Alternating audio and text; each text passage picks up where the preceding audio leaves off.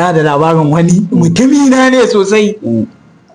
Mun je gidan kallon bal, muna zuwa gidan kallon bal, to shi yana son wani club, to sai club din irin an ci su daya sun farke kuma su suke yin bal din, suna ta bal kawai sai coach din irin yana da champion sati mai zuwa ya ce bari in dan cire wani mai kyau.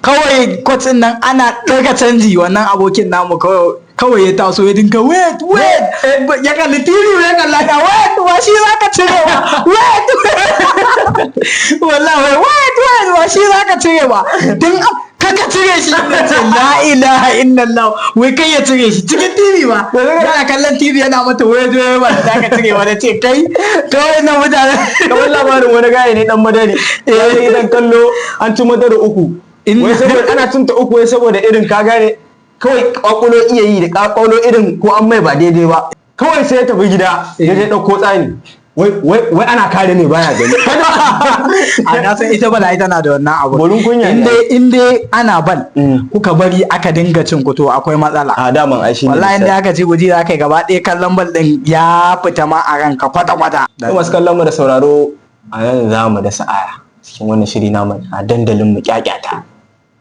Har ku manta ku ci gaba da bibiyan mu a shafukan mu na sada zumunta YouTube, Facebook, Insta da dai sauransu ku sacin din Kwangila Hausa TV za ku ga shirin mu na dandalin mu kyakyata insha Allah. Akwai shirye-shirye da dama da za mu fara yi a cikin wannan tashar tamu ta Kwangila Hausa TV. A bangaren hannuna na dama akwai abokin aiki na Hassan Ahmad Ladan wanda aka fi sani Jikan Ladan. Saboda wani aboki na ma ya ce dan iska ina mu muka san ka na ce to shikenan. Okay, dan an ce wanda aka fi sani? Wanda aka fi sani, wai na aka sani. Kenan ba wanda ya sani. Ai dama haka ake a hankali. Har kuma ta suna na fi Aminu Ali wanda aka fi sani da Babah comedy dan butu-butu na cikin shirin fim din a duniya suka sani da na son Mr. Nobody Makawo a cikin shirin fim din Tabarma in ji Hassan.